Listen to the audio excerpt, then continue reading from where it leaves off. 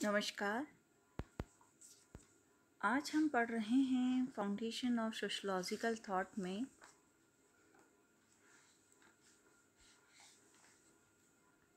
प्रत्यक्षवाद का अर्थ, meaning of positivism. इससे पहले वाले वीडियो में हमने देखा था कि ऑगस्ट कॉम्ट की हमने बात करी थी। ऑगस्ट कॉम्ट एक 19वीं शताब्दी के एक फ्रांसीसी दार्शनिक और समाजशास्त्री थे। उन्होंने ही सर्वप्रथम सामाजिक घटनाओं के अध्ययन में वैज्ञानिक पद्धति का प्रयोग करने की बात कही थी और उन्होंने अपने अध्ययन में अध्ययन पद्धति में क्रमबद्धता, निरीक्षण, परीक्षण और वर्गीकरण को सुचारू ढंग से सम्मिलित किया था। ऑगस्ट कॉम्ट जो बचपन से ही विलक्षण प्रतिभाओं के धनी थे, प्रखर बौद्धिक क्षमता वाले थे और साथ ही उनमें विरोध करने की, सत्ता का विरोध करने की एक मनोवृत्ति थी कि जो सत्ता चल रही है और जो सही नहीं है उसका विरोध वो आवश्यक रूप से करते थे। अब हम बात करते हैं कॉम्ट के प्रत्यक्षवाद की, मीनिंग ऑफ पॉजिटिविज्म। प्रत्यक्षवादी ये मानते हैं कि जो मानव व्यवहार का एक विज्ञान संभव है और समाजशास्त्र का, भौतिक शास्त्र, रसायन शास्त्र तथा जीवशास्त्र के समान ही वैज्ञानिक स्थिति प्राप्त करने का पूरा अधिकार है। और कॉम्ट की यह मान्यता रही कि सामाजिक जगत का व्यवहार उन्हीं नियमों के आधार पर निर्देशित होता है जिनके आधार पर प्राकृतिक जगत का व्यवहार निर्देशित होता है।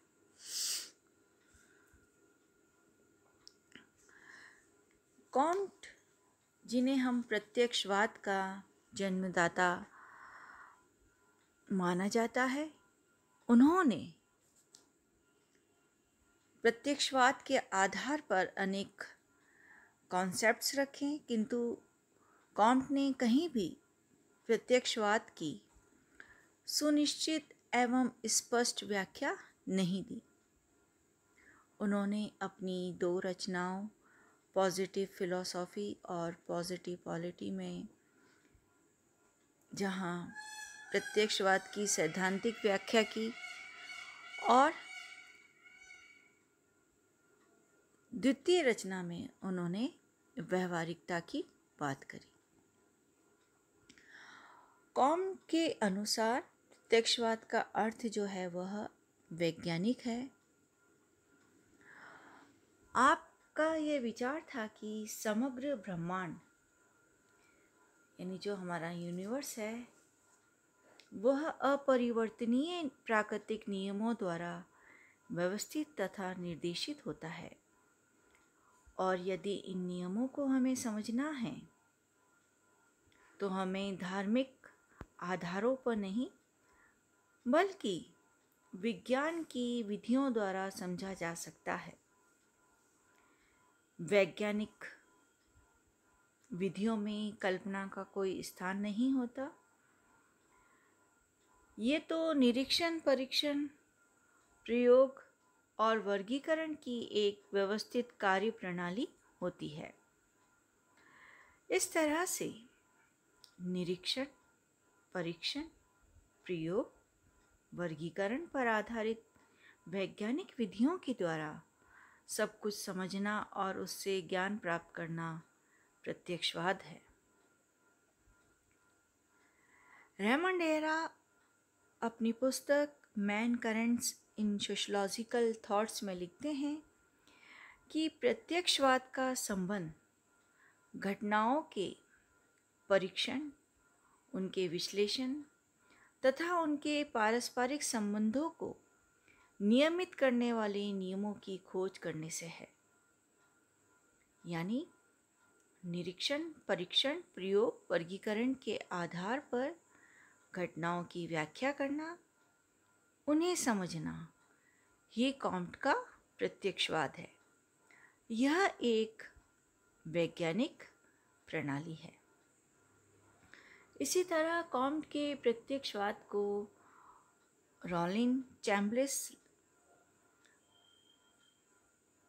स्पष्ट करते हुए लिखते हैं। रॉलिन चैम्बलिस अपनी पुस्तक सोशल थॉट में लिखते हैं कि प्रत्यक्षवाद का संबंध कृत्रिम की अपेक्षा वास्तविक जगत से है,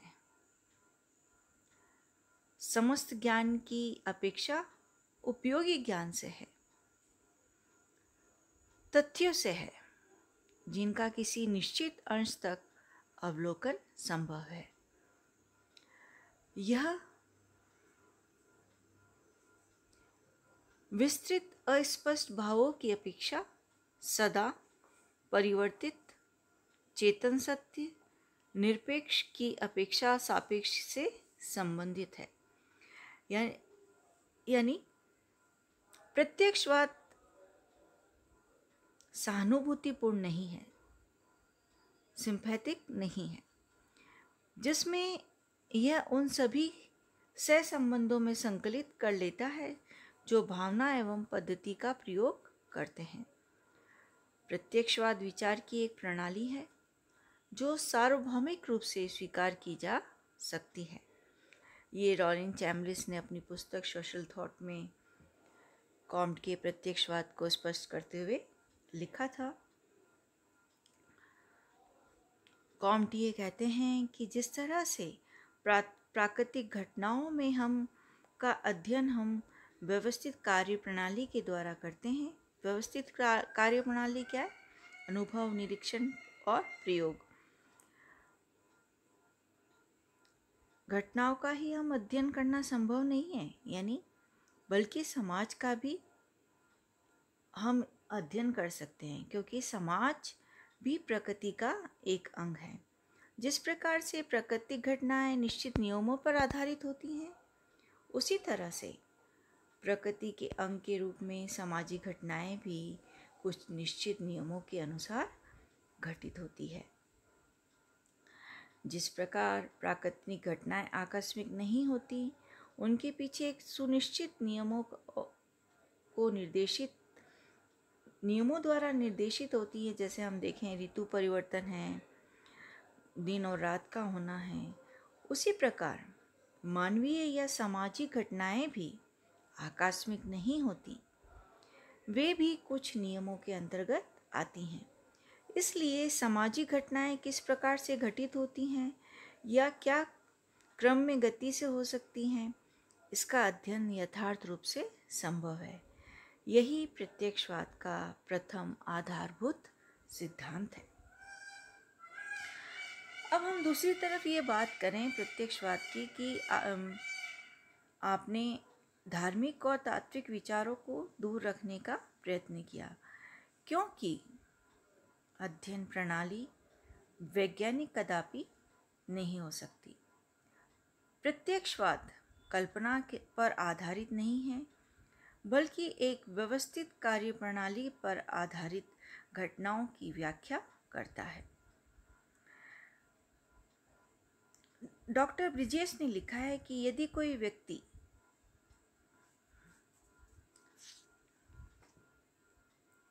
जहर खा ले और मर जाता है, तो इस घटना की व्याख्या धर्मवादी, तत्ववादी और वैज्ञानिक तीनों अलग अलग ढंग से करेंगे, क्योंकि इन सब का दृष्टिकोण अलग अलग है। अगर धर्मवादी इसकी व्याख्या करता है तो वो कहता है कि व्यक्ति के मर जाने में एक देवीय विधान था, ईश्वर की यही इच्छा थी कि वो मर जाए, इसलिए मर गया। अगर हम तत्वज्ञानी की बात करें तो वो कहेगा कि मिलना और बिछड़ना एक स्वाभाविक नियम है और मृत्यु एक अंतिम विछोह है जिसमें बिछड़कर फिर नहीं मिला जा सकता। परंतु इसी मृत्यु के संबंध में अगर हम वैज्ञानिक बात कहें तो उसके बारे में कहा जाएगा कि दोनों मत बिल्कुल अलग हैं।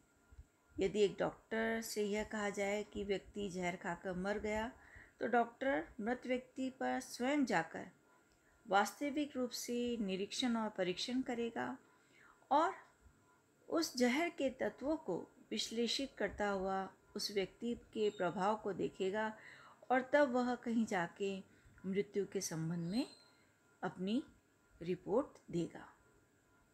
इसलिए यह स्पष्ट होता है कि वैज्ञानिक निरीक्षण, परीक्षण, वर्गीकरण की व्यवस्थित कार्यप्रणाली के आधार पर अध्ययन कार्य को करते हैं और उसी के आधार पर किसी विषय के संबंध में ज्ञान प्राप्त करते हैं। यही प्रत्यक्षवाद है। अपने अध्ययन कार्य में प्रत्यक्षवादी अनुभव और प्रयोग को कार्य में लाते हैं। इस प्रकार हम कह सकते हैं कि प्रत्यक्षवाद किसी निरपेक्ष विचार को स्वीकार नहीं करता, क्योंकि सामाजिक जीवन में परिवर्तन उसी प्रकार स्वाभाविक है जिस प्रकार प्राकृतिक जगत में। तो समाज का सामाजिक घटनाओं की यह गतिशीलता कुछ प्राकृतिक नियमों में ना कि किसी प्रकार की इच्छा द्वारा निर्देशित और संचालित होती है। तो इस तरह से हम देखते हैं कि प्रत्यक्षवादी प्रणाली के आधार पर जो अध्ययन किए जाते हैं उसके द्वारा जो प्राप्त निष्कर्ष होते हैं वह विश्वसनीय होते हैं। कॉन्ट कहते हैं कि यही कारण है कि धार्मिक तथा तात्विक विचारधाराओं को वैज्ञानिक लोग अधिक महत्व नहीं देते। उनका क्षेत्र केवल मात्र सामाजिक अध्ययन तक ही सीमित नहीं रह गया, परंतु उन्होंने सामाजिक अध्ययन को वैज्ञानिक स्तर पर लाना चाहते थे। वो सामाजिक अध्ययन क्षेत्र में तात्विक और धार्मिक विचारधारा को निकाल देना ही उचित मानते थे और ऐसा किए बिना समाजशास्त्र विज्ञान नहीं हो सकता।